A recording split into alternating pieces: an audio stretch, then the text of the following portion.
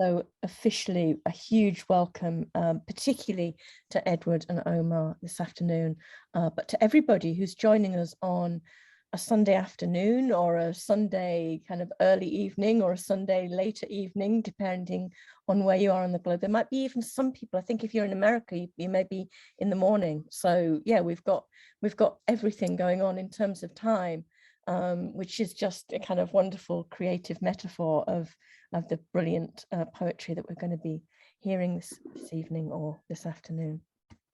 I'm going to share a screen and tell you a little bit about the launch.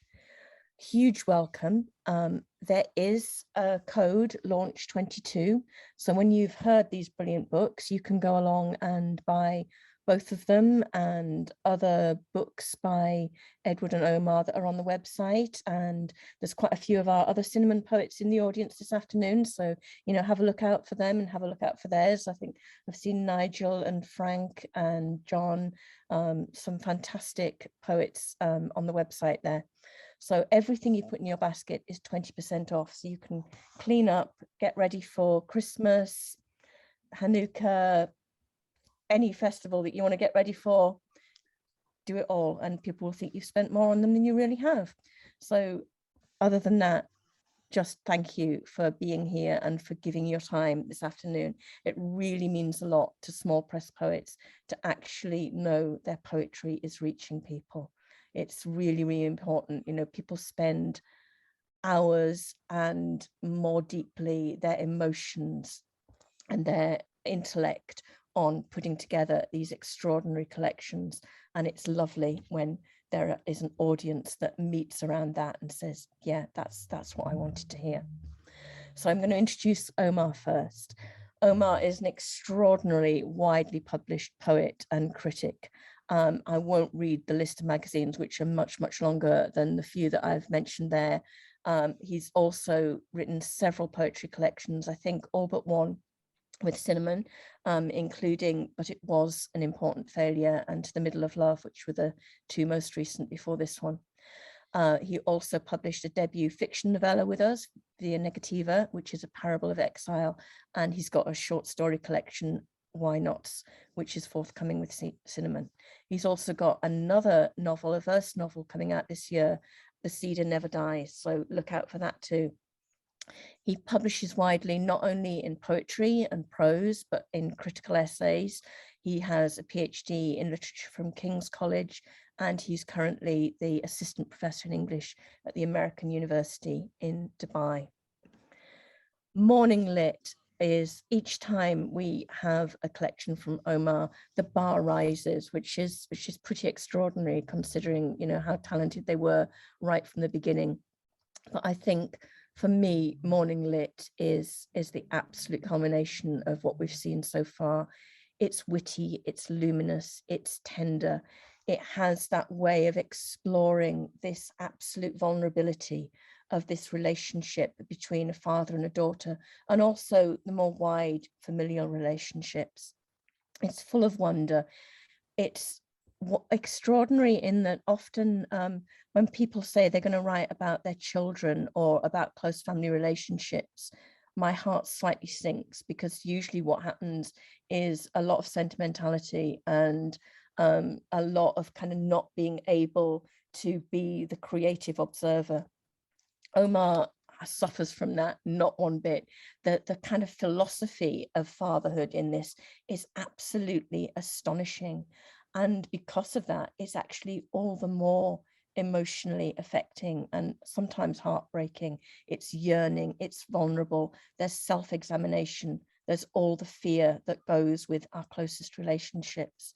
It really is a very, very beautiful and exquisitely achieved collection. So please welcome Omar Sabbagh. Thank you so much, Jan. It's a privilege to be here with Edward and to be with Cinnamon. I want to thank you very much for continuing to publish me. And Adam, of course, for your help as well, especially with the cover. It's a beautiful cover. It's a thing of beauty, as Jan once said. Morning Lit, Portals After Alia. So I was going to read for, I think, about 20 minutes, Jan, right? I picked out about 10 or 12 poems over the whole session. I mean, I know I read for 20 minutes and finish off with some. So let me just give you a quick background, if I may. The book has many different partitions, many different portals, as it were. And the first two are about the origin of the experience of fatherhood and the wishful thinking for my daughter. And there are other parts which do with other family relationships in the wake of, becoming a father. So that affects everything, I think. So if I could, I'd like to read the first poem in the book, which, like many of them, I wrote very quickly. I tend to write, my process is quite kind of impulsive. Those who know me know that, to the bane and to the boon at times. And this is called You Convince Yourself. And it starts with a quote from the opening of The City by C.P. Cavafy, where he writes, "You tell yourself, I'll be gone to some other land, some other sea, to a city lovelier far than this could have been, or hoped to be." And the reason I quoted it was because I noticed when I'd written this poem, like a few of the others, about 10 days later, I noticed there was a kind of phrasal inkling in my head, in the back of my mind, which prompted me to write it. I only realized about 10 days later.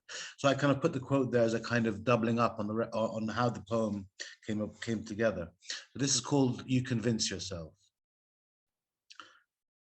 You convince yourself you'll find a different planet spinning on a different axis each time.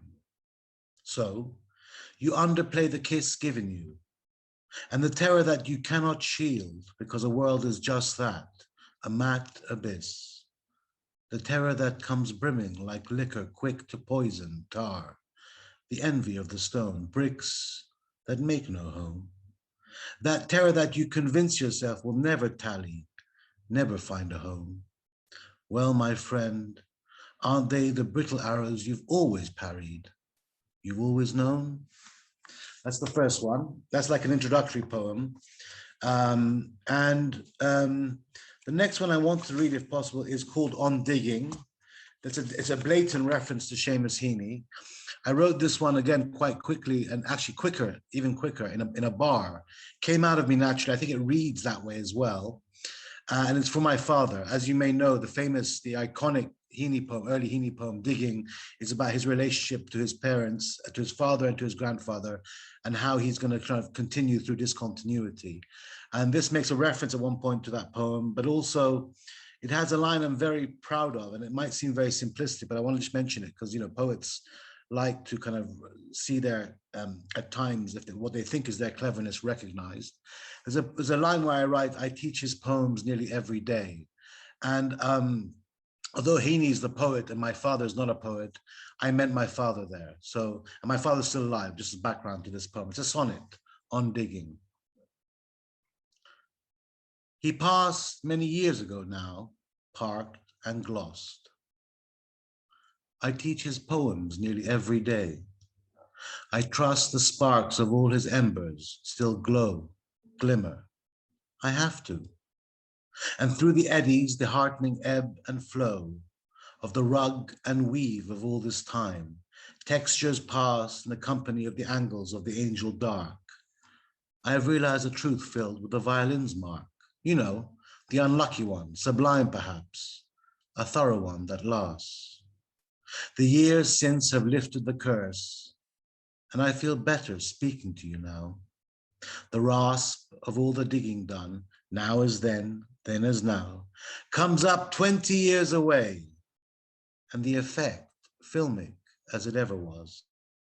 In this sunk, sunbit movie, though, the emanations revolve. Beams turned upwards, they ask. Moving on to some fatherhood poems, as promised. That's the whole point of this book. I should say there's some prose in this book as well, wending between funny or witty and serious.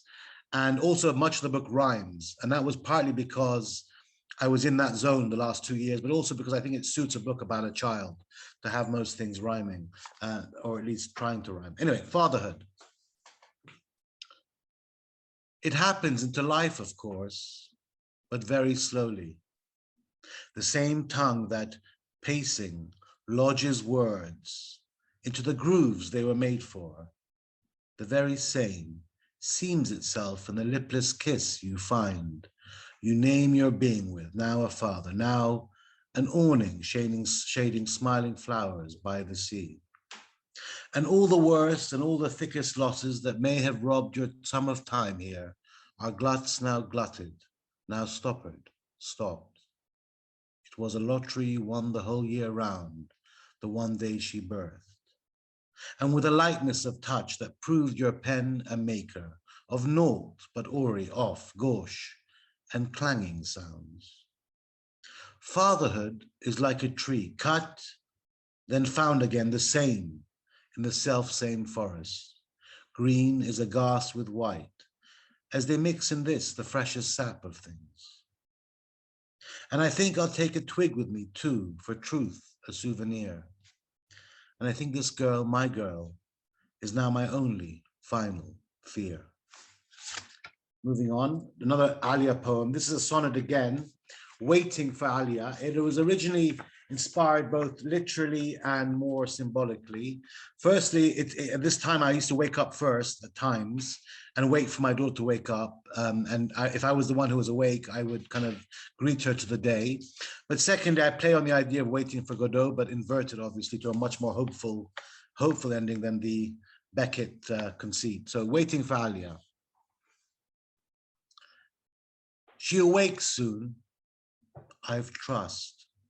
The newly fathered day and the inbound dawn, unshackled from the dark and blue and gray, will come down again to make the sky, or dice a verb unheard of till truth's toll tax, and now the grammar of your waking, the quick language by which you gabble and make your way through the incoming humid light, watering the face of the world with your syllables, lips, a fig-colored breeze.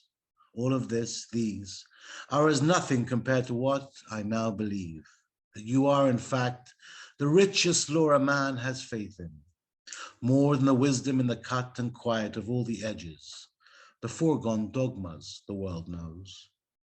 A fathered acolyte, I turn in fair distances of worship, searching the secret of who you are.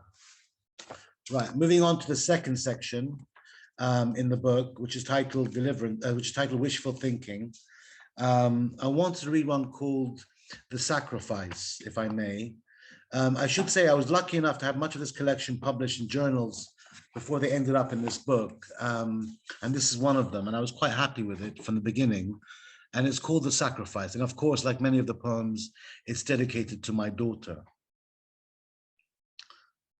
For the lips of my daughter and what they might come to speak in time, and what they might say in words bolder than the future, I'm ready to meet each rich sacrifice. From out of the strange whole plenty given me, staggered by the gift as it devolved in staggered shades to this small crammed corner, this shrinking place where I'm closer now and close to being shriven of all in goldenness that was given. It seems that, slotted here on the block, I've one more last decision to make for these fig-colored lips, my daughters. And later, when, with harsh voice questions, they beggar me with the why of it, and I, less a single cause or coin left to make a sure reply, I'll simply say, I suffered to be touched with theft for the redder lips of my daughter. And then, even later, when they ask of my dear lips and what of mine, I'll simply say that once upon a time I had them, but that now there are none. I want to read two more from this section. One is titled Sleep, and it's a typical baby poem in the sense that it's about how difficult it is to put a toddler to sleep. And I think everyone can, empathize with that feeling who has kids. So this is titled Sleep, and it's dedicated to Fatin and Alia Sabbagh. The walls, buried back by bookshelves, seem to drip with the knowledge that as much as purple is your favorite color, there is a seemly time for burrowing into your pillow's slowly steadied earth.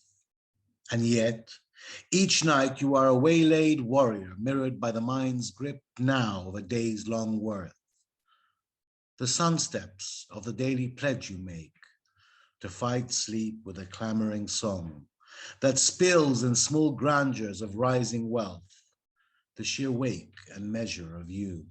And yet, each night you picket the sky as though it were a tarnished darkness, warring your warbles, draped in the fancy dress of a protest, shouting colors of that arc of massive blue, because it is unwelcome, an ocean that wants to hold you down and to drown you to nether regions of nightly naught, unpieced again.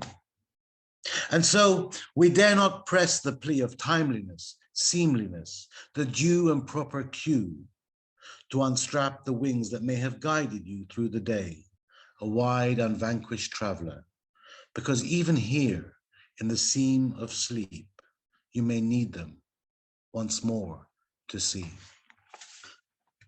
Final one from this section. Jan, do I have about 5 or 10 more minutes or what? Yeah, okay. There's one here which is coming out actually a bit belatedly in the New England Review. It was commissioned by Marilyn Hacker, and it was written about a year and a half ago, or whenever it was, the summer when Palestine was being bombarded by Israel, as it usually is, but it was on CNN. It was one of the times when it was a news story. And I wrote it again in a bar. I don't know whether that's good or bad. It's titled Letter to an Innocent in a Time of War for Alia. You wake each morning to a world that loves you, 4 eyes that seem to unfurl beneath their bedding lashes, 4 lives. And we love you, we do.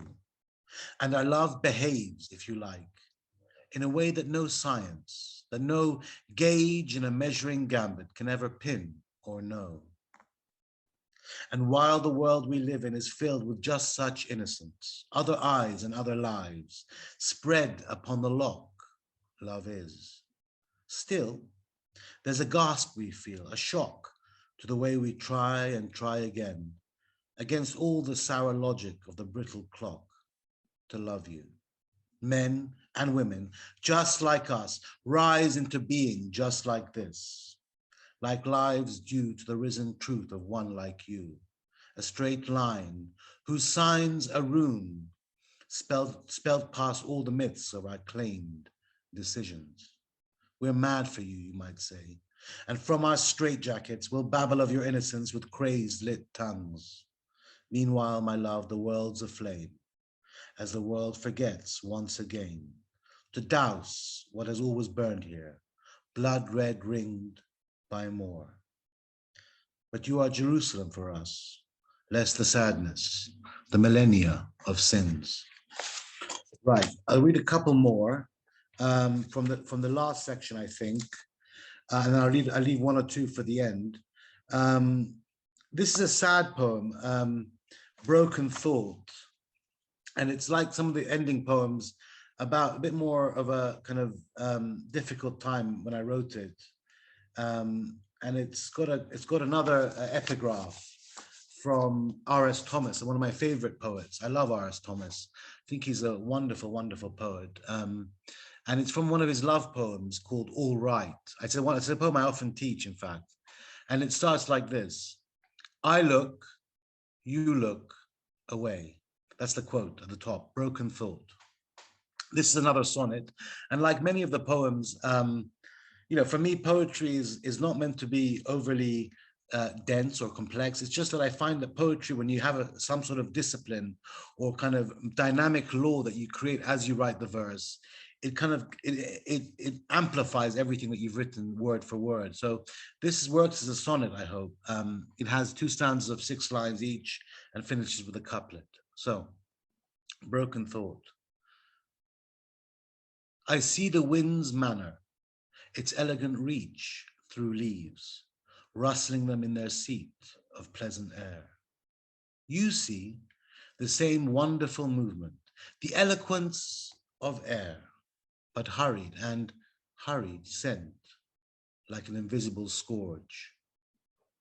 I cannot stay here long enough to teach you the ways of thought, as it sits on air, empty, but for the barest wonder, bound with the sense of the actual in nakedness. Yes, I meant to teach it you, but now the urge for that has flown.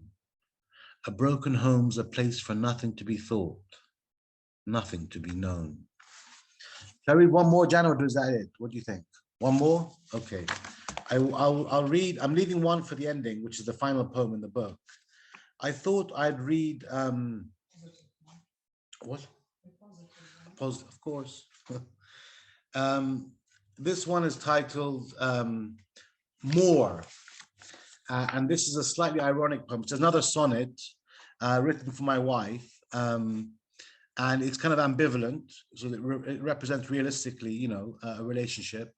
And it's sort of, I suppose, a nice little lyric. I hope it works like a nice little lyric. More. You look to a spot that's taken by a star, because there's so much more you could be doing, and so much more the air above beneath your wings, and more in lists I cannot bring to cornicing, polish, finishing. You've a dark-browed hunger more like anger, but possessed too at times of a simpler, lighter hue. But when the mist ambition strikes, you look at me, busied in my blue music, and decide to mar the day with your temper. Ticks, my love, I've got news to. Right. Sorry, Fatin, I had to read it. Is that it or one more? What do you think? Am I out of time? Save for the end. Two more. Okay, I'll save for that. Thank you, Jan. Thanks for the opportunity, Jan. Thank you so much, Omar. That was really fun. Wonderful. Brilliant. Thank you. So I'm going to share my screen while we kind of digest all of that. Brilliant reading. Thank you. And it's a pleasure to be introducing Edward. I think the very first lockdown launch that we had online was also Omar and Edward. And they've also performed together in person, which seems a very, very long time ago, I think 2017. So it's lovely to have them back and get together in the same space. Edward was born in, you know, the most wonderful place on the planet, Teesside, in 1976. He's lived in Beijing for a very long time, since 2007. And he first came to Cinnamon as joint winner of one of our poetry competitions with A Force That Takes, and since has published with us Holding Unfailing and Exploring Rights. His poems, again, Edward is very prolific and very good at getting poetry into international magazines, into anthologies, things like the Forward Book of Poetry with Faber, Lung Jazz, which was done between Cinnamon and Eyewear, of young poets, kind of rising poets, and done for Oxfam, and lots of other anthologies. He also writes critical essays, but this time not so much on poetry. Edward's other kind of persona is as a wine expert, and he's the co-founder of Dragon Phoenix Wine Consulting, which works in China. Absolutely kind of amazing, this kind of duality of things to bring together. And then the rain came. Once more, it's just so wonderful to work with poets whose material is dynamic, who are constantly pushing themselves. And Edward has this facility for changing direction. There's a voice there that's constantly developing and that you recognizably is Edward's poetry. But there's also this ability to be flexible. So Exploring Rights kind of looked at post-truth culture, the prospects of humankind's survival. And then we've come to, and then the rain came, and it's taken another turn. It turns towards love, physical and mental geographies, well-being and vitality. But there's also this sense of the backdrop of the climate crisis and the global pandemic, and just how important water is, both as an emotion. You know, we talk about flow and water, and it's so bound up. What is our actual relationship to water in a world where it's either so scarce that the land is burning, or it's so invasive that coastlines and homes are being wiped out? In the midst of the uncertainties of COVID, fire, flood, political corruption, what does it mean to live well, and how can this water metaphor help us to kind of find that passage through? And water, of course, is linked with not just emotion, but with real passion. And that really comes across in this collection. It's bristling with humid, sensual, timely, honest poetry. Please welcome Edward Ragg. Thank you very much indeed, Jan, for that introduction, and Adam, both of you from Cinnamon Press, for putting on the launch today. And I want to welcome everyone who's joining. It's lovely to see some familiar faces or people joining online, as well as those I don't quite know. So thank you for joining. I also wanted just to hold up the book because I'm fortunate to have it here in Beijing. There's only a few copies currently in China. And just to thank Cinnamon Press for this lovely cover, which obviously involves two languages, one of which is the English title, and then the rain came. And then of course there's quite simple character U for rain in Chinese. And I should explain that the book is really in these two different cultures and two different worlds. It's also a book of two sequences. And one of the reasons I found myself thinking about water and rain in particular is rain as that kind of weather that forces us into the present. So this is a book that's very much concerned, as the pandemic has taught us really, to live in present moments and to investigate what it means to live a life that has a degree of joy and contentment in it.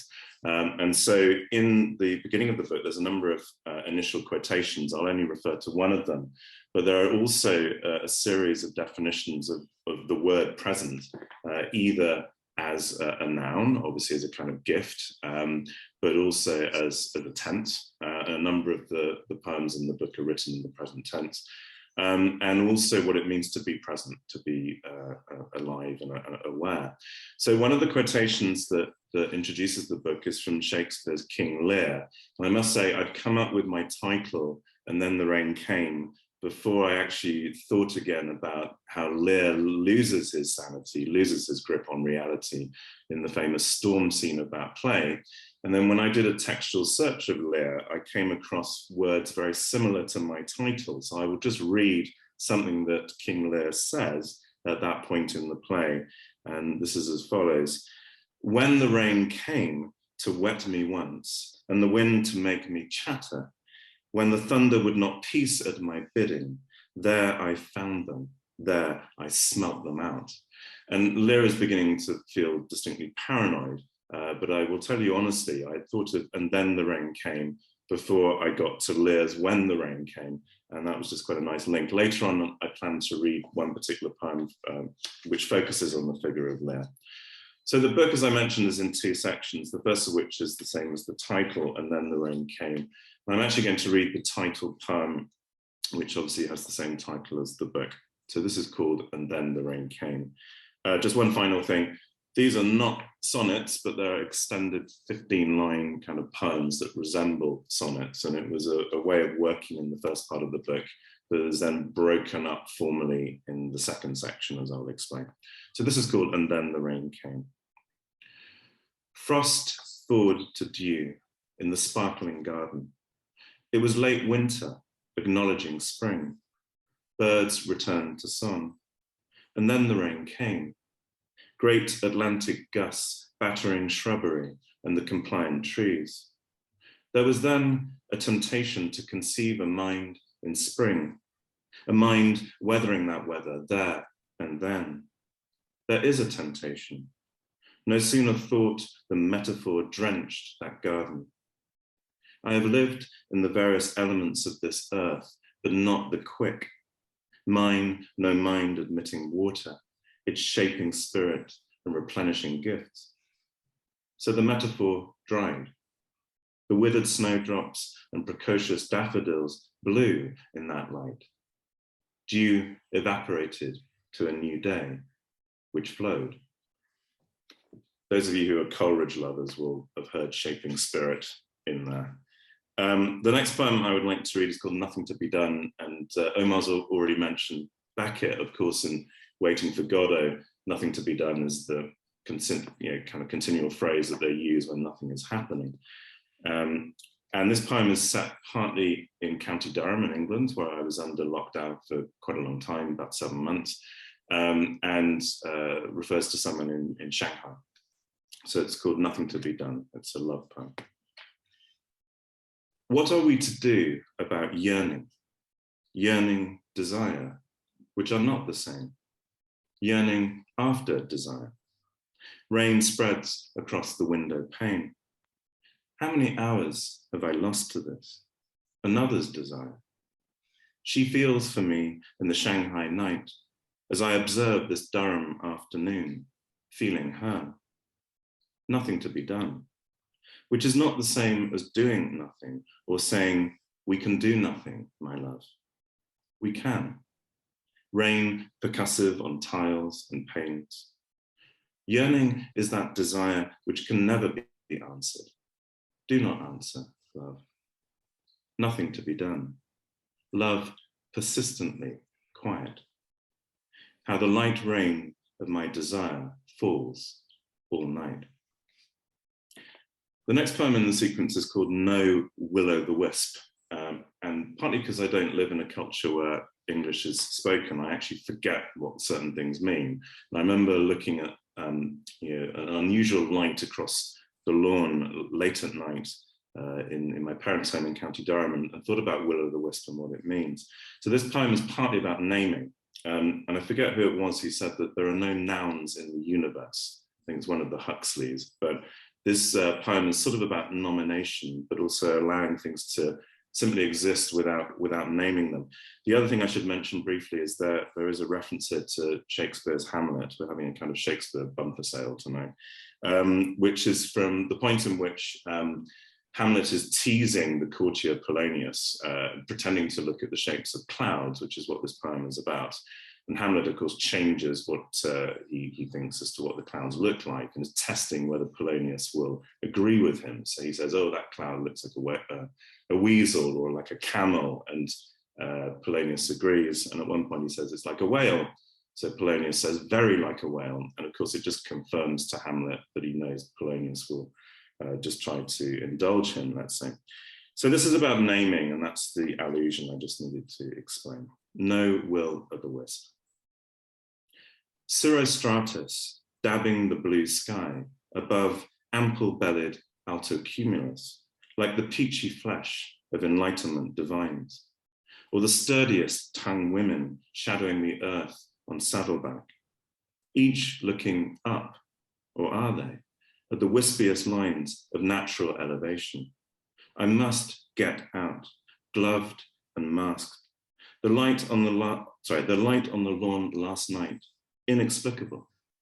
No cloud explains, lends no other name to folklore than what each becomes. Meteorological, perhaps, very like a whale, but nameless. Not one noun between them. This will, like others, pass. Go. New clouds come, heralding rain. So the next few poems I'd like to read are actually connected with each other. The first is called Transiting and imagines changing planes somewhere, which of course wasn't very possible in 2020 when this was written, and also refers to a figure from Greek philosophy called Sisyphus, who, amongst the various accounts of what Sisyphus has to do in the underworld or a land of the dead, is to roll a stone, of course, repeatedly up a hill, and it rolls back down. So this poem is concerned with rather human ideas of punishment, which I don't have too much time for personally, but also the idea of how this prevents us living in the present if we're chained to the past or even chained to an imagined future. So this is called Transiting. Cambered roads of the wet zones, showers shimmering across distant lochs, rainbows fading in the heather light, then on to cities, they say, built for rain, pouring millions into levees, saturating minds with the sirens of reliable defense. In Guangzhou, every plane grounds. Rain lashes the sweltering earth, the air dank with five spice and graft. Nothing here but the present, even as the city contemplates its sinking horizons. Joy of acceptance as one stranded without a drop of fear. Fierce energy of weather as nothing else. So we move on, save those, like Sisyphus, rolling perpetual stones. The next poem is called Of Petrification, and it refers back to the poem I just read, To be petrified, obviously, is not just to be frightened, but of course, literally means to be turned to stone. And it evokes the story of Medusa, the face of Medusa, which if you look at, you will be turned into stone. So this is called of petrification. Stone roller. Consider how it is always to a perpetual present of punishment for past acts the grand myths committed. So the mind ossifies, pondering only the certain past and its painful future. Such punishment for thought and deed, for thought indeed. No rain simply by falling awakens to hear the mind petrified by everything but the present. Medusa is the past because her face is your future. By that atlas of pain lies another, you. But she was the victim, not monster. Raped by Poseidon, Athena struck Gorgon. When I look into her eyes, speak of the rain wetting our cheeks, snakes fall from her hair. The next poem responds to that, and it's called Of Petrichor. Petrichor is an unusual word that describes the odor of the earth after rain. And as I read this poem, it'll become clear that I'm not particularly enamored of this word. I think it's too kind of rooted in its own etymology, if that makes sense. Of Petrichor. Once the snakes fell from her hair, she woke to rain, dappling her singed eyebrows and shining cheeks. We laughed at the word petrichor, an etymologist's wet dream. Medusa said she'd understood a thing or two about divine fluids and stone, its grating consonantal sound and uninviting vowels.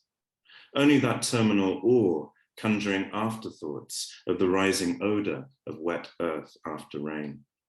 Precise petrichor, still ensnared in its verbal roots, once the sodden aromas of all places fade away. Involatile, trapped in Sisyphus's stone, or a dictionary's leaves molding with rain. I'm going to read a couple more of the shorter poems in the book in this sequence of 15-line poems. And the next poem is called Of Unexpected Tears. It refers to the state of Victoria in Australia, which for many years had a prolonged drought. I was there in, I think, 2009-10, and they'd had a drought for 8 years, and it honestly had not rained, obviously, for that time. And one consequence of that is that there were children who'd never seen rain before or experienced it. And so I heard a story about some children, very young children at a kindergarten who had been outside, and it started raining and they ran inside crying because they didn't know what this is. Maybe they hadn't been taught what rain was, certainly never experienced it. So this is partly about the climate situation to which Jan alluded earlier. Of Unexpected Tears.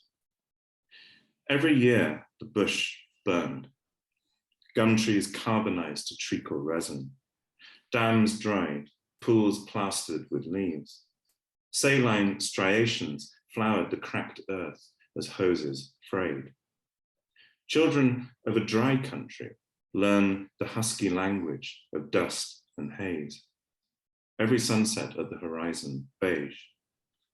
The insistent magic of water conjures its startling brightness in a table jack or shallow bath flickering in the dying light.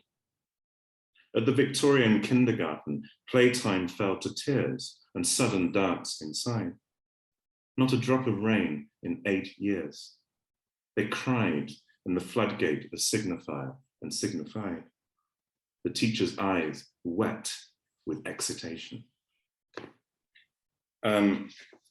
Just a couple more, and I know we're going to save a couple of poems for the end. I think I'm okay for time, is that right, Jan? Yeah. This is a poem called Returning Alien. I'm an alien in China, at least in English, because I'm technically a Uyghur, which means a foreigner, but in English they're often referred to in Chinese documents as aliens. So this is called Returning Alien, and it was my journey back from County Durham to firstly Tianjin and then Beijing.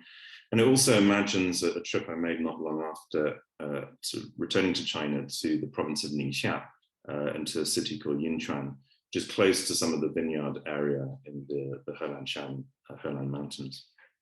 So this is called Returning Alien. Durham Cathedral darkens with rain. The A1 awash at the deserted airport hotel. Morning clouds swirl dense blacks of grey. Then Newcastle, Paris, Paris, Tianjin.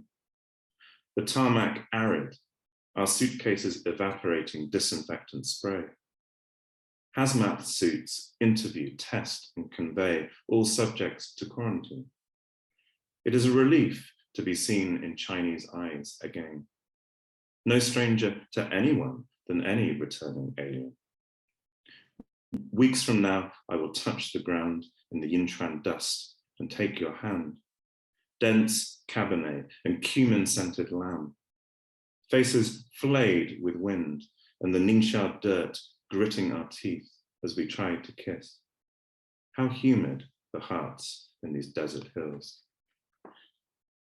So just a couple more, one of which is the last poem in the first section of the book. And I don't know if you can see this, but it's got the 15 lines, but then just one word that unhinges. And this is the way the book then suddenly flows into a second section.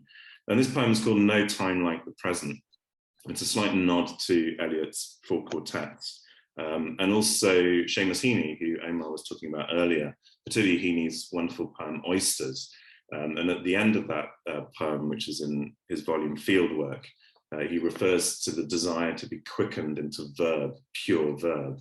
And so this, which of course, suggests doing, but also maybe being in the present. The other thing this poem briefly talks about is the fact that whenever we write a poem, it's a kind of conversation between voices. We're always arriving somewhere because of inherited language. So you might have a desire to be present, but the language is there before you as someone. So this is called No Time Like the Present. There is no time like the present, because the present is no time. Now is then, if described. Thus, it is preferable to avoid description.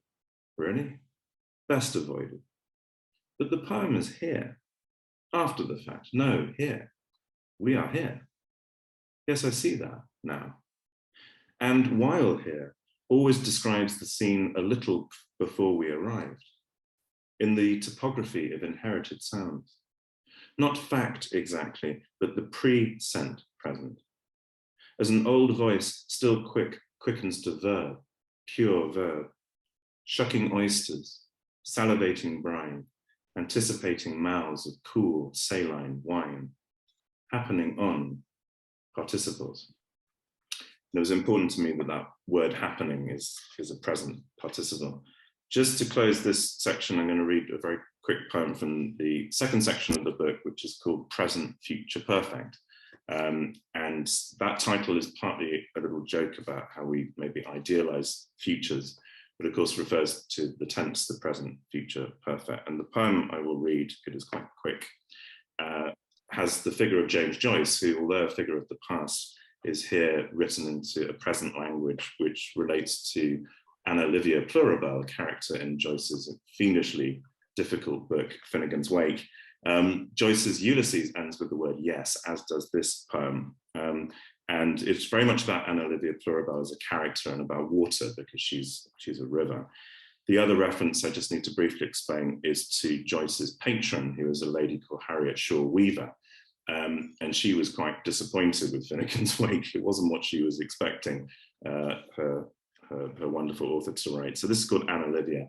And as you can see from the page, it's completely different from the poems in the first part of the book. So this is Anna Livia. Excuse me if I get quite excited, but it's also quite a physical poem, as you'll see. Anna Livia. Joyce saunters by the waters of the Seine to hear her in gushing and in gurgling. Then, in the labials of Anna Livia Plurabelle, Alleluia.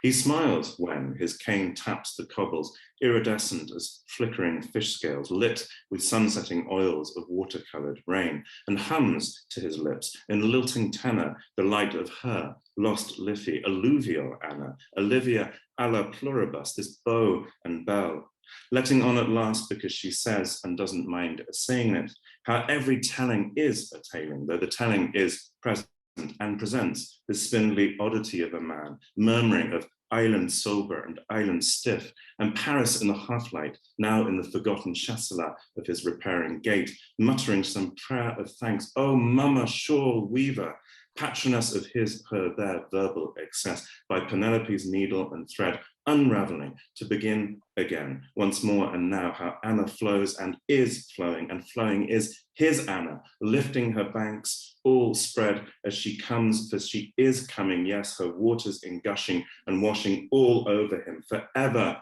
river run, everyone river running her. Oh, Anna, yes. Thank you. Wow, thank you so much, Edward. Yeah, that poem is just extraordinary. I read that poem to our book reps when I presented the books this year. Kind of, and they're like, "Yeah, okay, we're going to go out and sell some of these." So, absolutely wonderful. Thank you for another brilliant reading. We've got lots of lovely things in the chat, and if anybody has any questions for Omar and Edward, now is your chance. You can either type them in there and I'll field those, or raise a hand if you'd like to speak. And while people are thinking about whether they'd like to ask a question, I'll kind of kick off. I'm listening to both of those readings. One of the things that struck me again was the pressure on language and rhythm, and how a lot of the poetry is both about the subject matter, but also about language itself and about how we communicate and the rhythms that we use within poetry to condense communication in such an intense way. So maybe, Omar, do you want to kick off and tell us a little bit about your kind of, I think one of your reviewers described you as a magician of language and rhythm, which I think would kind of very much fit both of those collections. Do you want to say a little bit about your kind of relationship with language? Yeah, I mean, my relationship to, thanks, Jan. Thanks, Edward. That was really beautiful and really compelling. My relationship to language is everything, really. I'm not so much, I know a lot of agents, I've been told, say content is king. For me, it's the use of words and the way I relate as a physical being and as a mental being to words that is the primary urge for me writing. From there, it becomes as various as anything you're writing about. But I mean, the ultimate source of my sensibility, I suppose, is how wedded I am to the English language. And the fact that I write very quickly on the whole, and very rarely kind of spend more than an hour on a poem, even if it's, you know, crap or good, whatever, tells you that it's something I have to do as a need, because language in me is like a kind of a bubbling forth of myself. And I often say I feel words as parts of my body in that sense. So what I'm trying to say, I suppose, is, you know, although I don't write, I think this book is overly, you know, it's not really stretching the language too much, which I didn't want to do in this book. But it is kind of integral to my writing, that it is a relationship to words, and even the simplest word. I mean, it doesn't have to be a beautiful word or a strange word, but even the simplest word, like I don't know, sky or wood or any simple word can actually trigger things in my kind of mind and in myself. So yeah, language is the first thing before any content for me. Because I feel like a vehicle for words, you know, yeah. And that's what gives me pleasure and gives me satisfaction, I suppose. Yeah, that sense of embodiment, I mean, really communicates, I think, in both of those. Edward, do you want to kind of add to that? Yeah, well, thank you very much, Omar, for your comments and also for your beautiful reading. You're tempting me into fatherhood, but I think that ship may have sailed. But it was wonderful to hear, so thank you.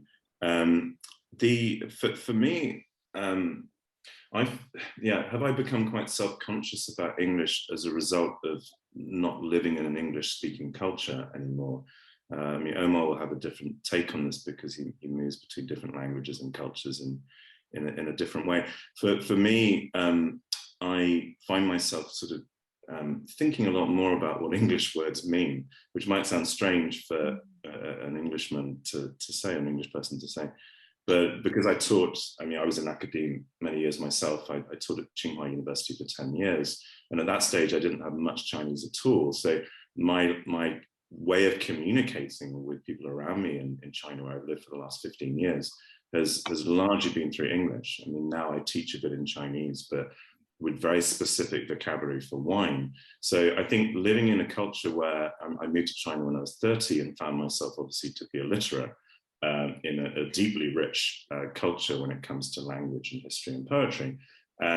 It was extraordinary to be using English in a different world, and it made me return to what words mean. And like I said in the reading about Will o' the Wisp, I mean, okay, that's not everyday language perhaps, but it's part of the English language.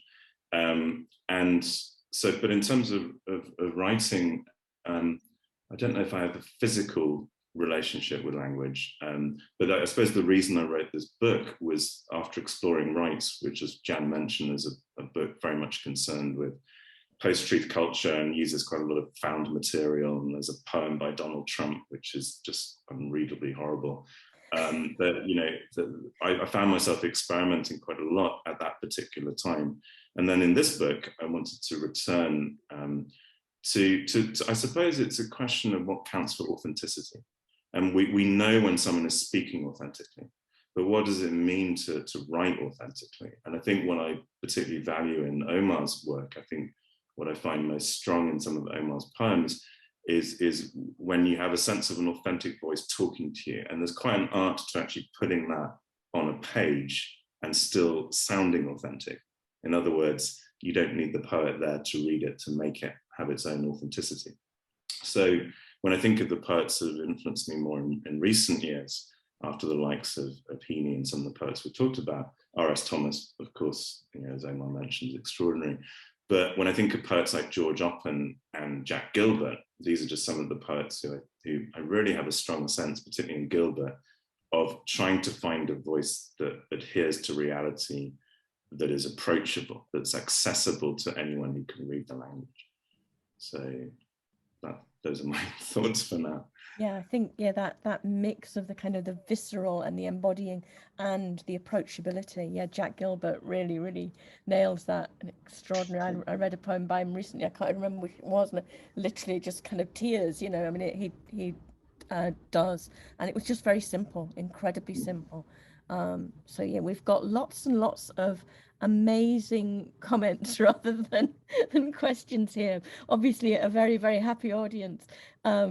Yeah, an impressive way to spend a Sunday afternoon. I completely agree, Nigel. And people commenting on the kind of the complexity that's evoked in a lyrical and simple and relevant way, and you know, and emotions. So maybe that's another kind of thing that you could maybe comment on. You know, how do you feel about kind of communicating emotion and quite sometimes quite intimate scenes in those poems? You know, they're beautifully kind of realized, but there's a sense of vulnerability in that authenticity.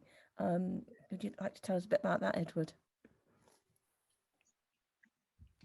I'm going to come clean and say I was looking at the chat, so I missed the end of your question.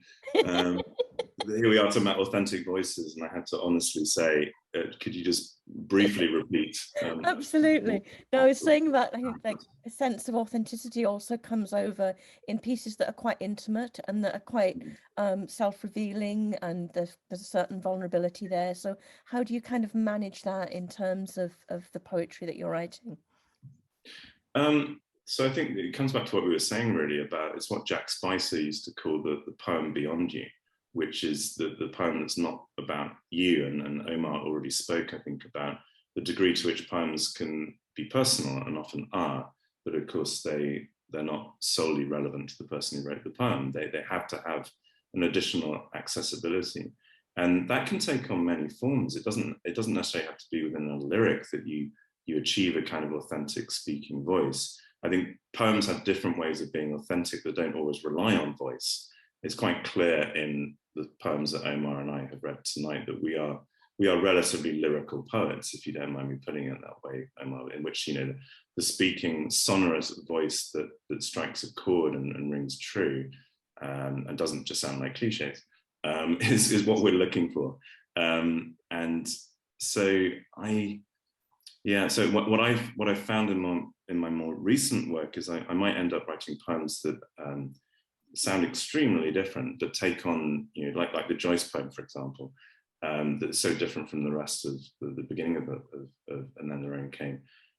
Each poem is trying to work out its own authenticity, in a sense. You know, it's like Matthew Wilson saying every poem is asking effectively what is a poem, and you know, what a poem can be, and that's part of the excitement of any authentic poem. So I would distinguish between authentic poems and authentic voices, and sometimes they're the same thing, working on one in the same poem, but they don't have to be. So it depends on maybe the individual temperament of the poet. Yeah, thank you. Yeah, just to build on that a little, Omar.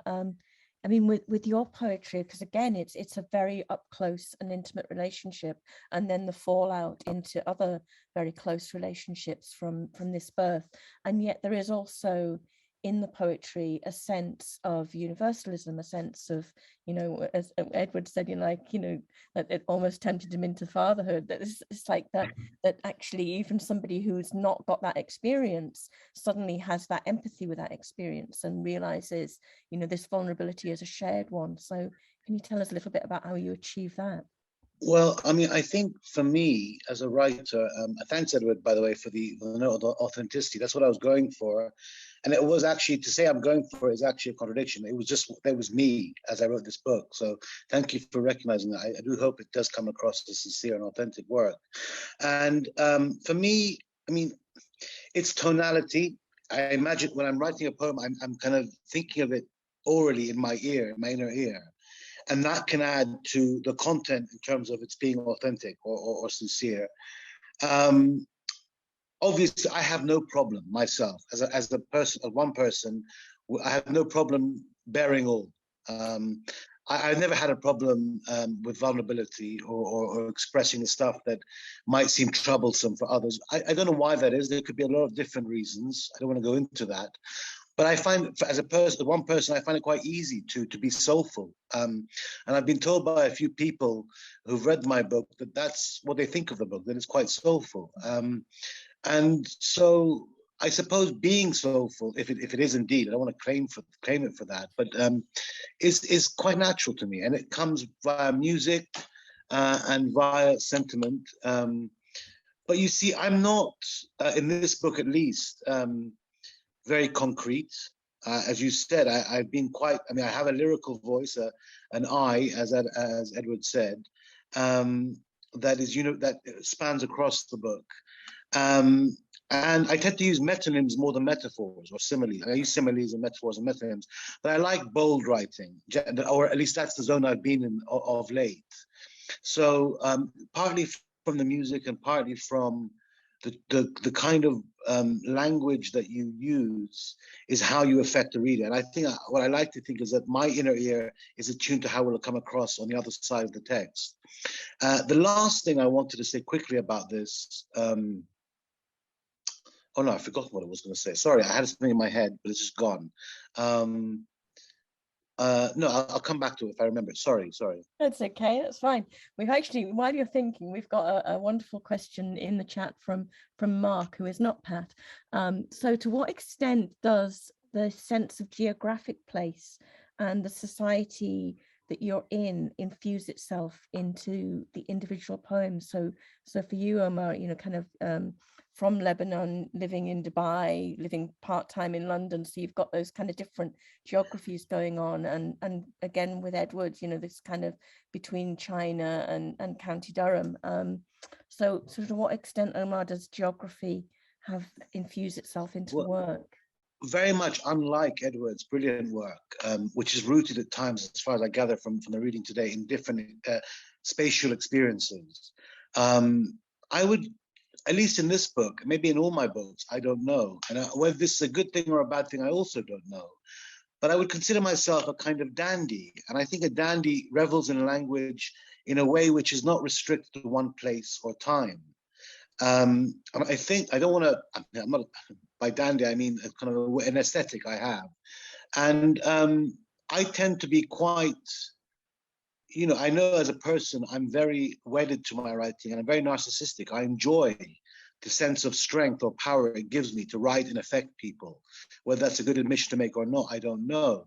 So that not having to be restricted to time and place is actually kind of a boon for me. So I don't tend to reflect much apart from relationships, which are concrete. Places in terms of, you know, where I am and when I am. So as you said, I'm hoping the book reads well enough to be universal to anyone who's a father, a husband, a son, or what have you. So that's just my take on this book, at least for the way in which I go about it. My lyrical eye, whether pompous or not, tries to transcend you know, individual places. But yeah, I mean, that's what it is like in this book, I think.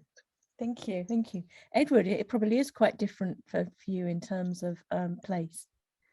Yes, well, thank you so much for the question. That's actually my uncle, Mark, in London, so I very much appreciate that question. I think with this book, And Then the Rain Came, because of the circumstances in which it was written, you know, I was in the UK for 7 months and China had closed the borders. So my whole life in China, my work and everything here, I had no idea when I could return to it. So when I happened to write most of the poems that went into this volume, certainly the first half, I was forced to recognize a space, a place that I was living in. Fortunately, in a lockdown situation where I had access to a garden. So I kind of re-experienced English weather, having not really experienced it for 15 years with all its variability and changeable character, was a huge influence on this book. I mean, I think this is why it ended up being about rain and weather and these specific geographies. And then, of course, when I got back to China, I was, after quarantine, immersed again in the culture where I'm not fluent in the language. And the sense of place there was transformed again, not just because it was China, but also the pace of life. So it took me 2 to 3 weeks, I'm not embarrassed to say, to kind of adjust to everything was happening so quickly. And I'd forgotten the sheer speed of life that's informed partly by technology, but just how people do things in China. So in the case of these poems, places were absolutely inscribed into the poems by virtue of my circumstances at that time. Whether I'll continue to do that, I don't know, but that was the case with this volume. Thank you, thank you. We've got lots, I'll save the chat because we've got lots of really lovely comments there. And thank you everybody in the audience for kind of lovely feedback there. I'm going to invite our poets to read a couple of final poems for us. So Omar, do you want to read us your last 2 poems? Okay. Thanks, Jan, and thanks, Edward. This has been really, really fun and enlightening. I'm going to read, where am I? Just find the poem, sorry. If I can find it. Okay, I'll read 2 poems, one called Playdate, and this is another one dedicated to my daughter, as most of the book is. And I wrote it with a sort of play on words in the title, play and date.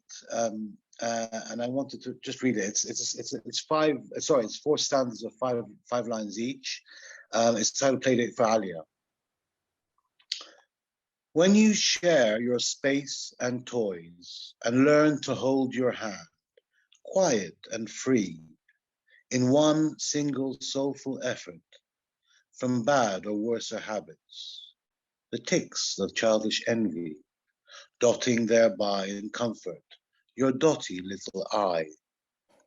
When you stride with that sure precision, the measure of what you own, a few small paces that turn to the size of harbingers, let us say, of a pedigree vision. Poems to speak your own most way, your name signing its lengthy stay to the finish of whatever odd job you later choose for your précis, your erstwhile sum.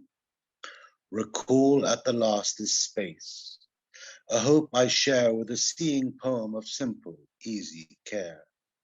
Remember what it looked like to see all things from a nearly naked eye, and recollect the spirit of your Father's grace through so much time and space, suffering the blindfolds of others.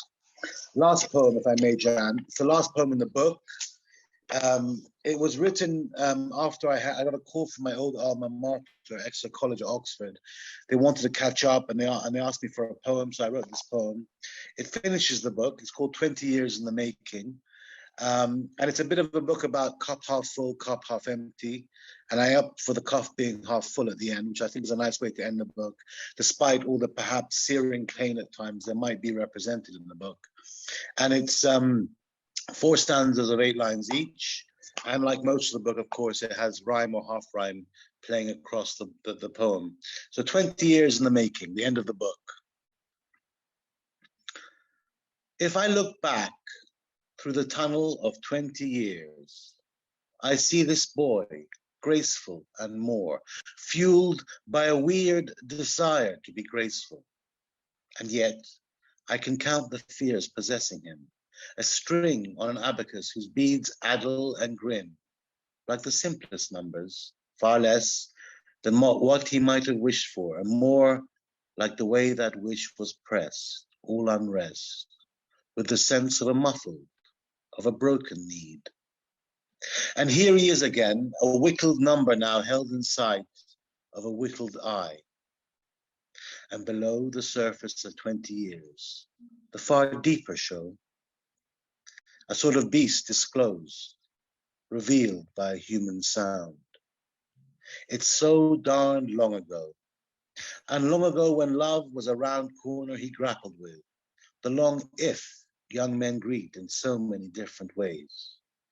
20 years are flown, and 20 years that stay. And perhaps the way the years have fallen are no one's fault but mine. But to begin the effort to uncoil the spring, to unlock the bone-sad bales and sheaves of meaning, is a project for a different man, older, younger, who can tell? For the harvest of these passing years goes summed in 2 stark ways. I survived a human terror, but lived beneath the tenor of what was always meant for me. And any winnings through it all are like 20 and like 10. 2 different numbers speaking to each other across a wind-picked valley. So many things I wished for, things set deep in me, things for which I built as best I could my fort of life, have been split and sundered from my mind. But I look back across the rough topography of 20 years, feel my feet whisper across the hard-pressed turf, and think that, for all that, I've been luckier than most. Thanks. Thank you so much. Thank you. Edward, before you read your final 2, Nigel's just popped in a quick question at the end there about dislocation through language and whether that comes through in your work. So if you want to have a quick answer of that and then read us your final 2 poems. Yeah, thank you very much for the question, Nigel. I suppose it would mean what sorts of dislocation. And it's very hard for me to judge that for myself. I think obviously once you produce a poem and maybe publish poems and other people read them, they will get a stronger sense of how something works within your work, with, to use the language of your question. For some people, dislocation occurs obviously physically, but when it's put into language, I suppose the question is to do with me being an English poet writing in China. So I have to say, when I'm writing obviously poetry in English, the only language in which I can write poetry, I'm not really thinking about the fact that I'm in China necessarily, but that question cannot be answered shortly. So it's one of these questions that just raises a whole host of questions I have now in my mind as to, okay, to what extent do my poems have something to do with dislocation or represent dislocation in language? And I'm just not sure, is the honest answer, but I will think about that. So thank you for the question. So I'm going to finish with 2 poems, the first of which is about a star. And this is the only poem in the book where it's just recently stopped raining, so that the night sky is is very visible. And this, when I was looking after my parents in 2020, I could see each night, sometimes on clear nights, a particular star. And I thought, well, shouldn't I know what that star is, or find out what it is? And it's just, at that point of time, the star in the night sky has an Arabic name, like many of them, Al-Balda. And I thought, well, just how far away is it that I can see this star? And it turns out it's over 500 light years away. And I thought, well, okay, I don't know what a light year is. And so I did a bit of investigating work, feeling quite bad about my ignorance, I suppose, and learned that, a light year is, of course, how far light travels in a year. And then the next question was, well, how quickly does light travel? And it's something close to 300,000 kilometers per second, roughly. So this was a quick way of feeling dwarfed by things. So this poem is called Al-Balda by Night, and celebrates that sense of being small, I suppose. Al-Balda by Night. I sit by the window of the old house. It is no longer raining. A single star shines in the clear night. Wondering if ignorance has its charm, or is it innocence, unplotted in the constellated mind? But Al-Balda shines after our inquiries, mass of 6 suns, 500 light years away. How reassuring to be dwarfed, being ourselves small miracles.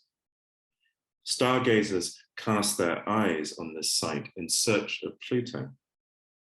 So it is in the galaxies of words, seeking smaller, almost indetectable sounds, pulled by silence. Beneath those, the ever tinier universes love shows. I want to finish with a poem that I wrote for my father, who sadly passed away in September of last year. And when living with my parents for this extended period in 2020, during which time I actually nursed my father, one of the publications we would receive was Chemistry World, because my father was an industrial chemist and a highly talented man in the field of chemistry. And so this poem, which I'm going to finish with, is called At the Wedding of Water.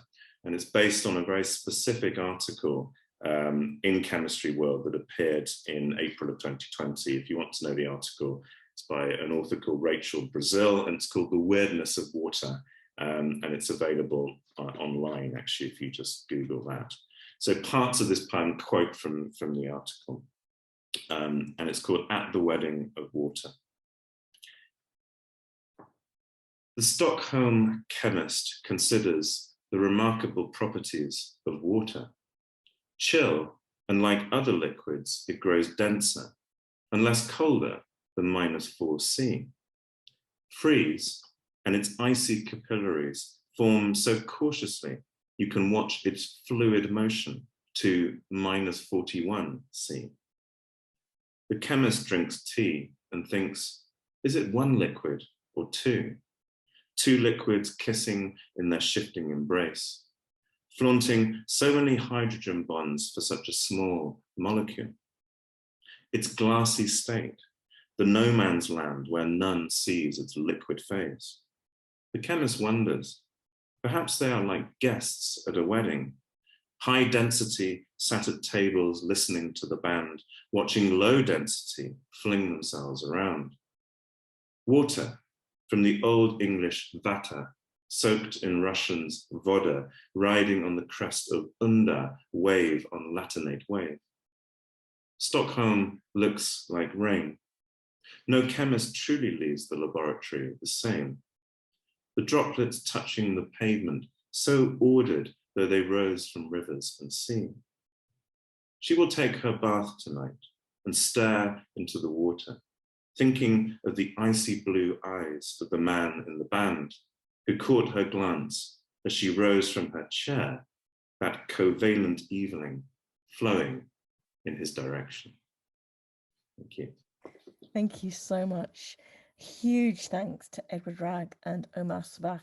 Lots of people have said what a fantastic way to spend a Sunday afternoon, evening, late morning, depending where we are. Absolutely amazing readings and some kind of wonderful discussion around how the poetry is written and what the poetry means and what we're doing in language and poetry.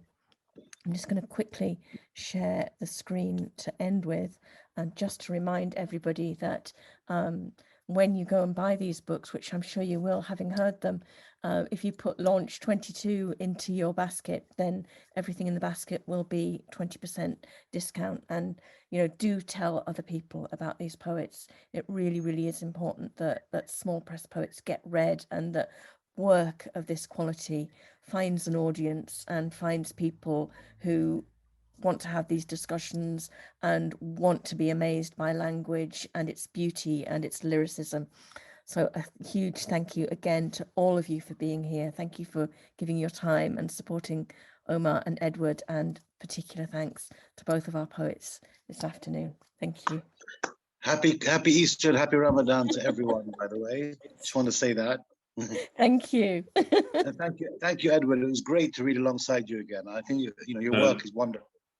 It's been a privilege to hear you and see you again, Omar, in this extraordinary situation where we can't read together again as we did in 2017, but who knows, that day may come. So yeah, thank you very much. Thank you, Jan. Thank you, Jan. Thank you, Jan. Thank you all very much, and enjoy the rest of your day, depending on how much of it's left wherever you are. Thank you all very much, and goodbye.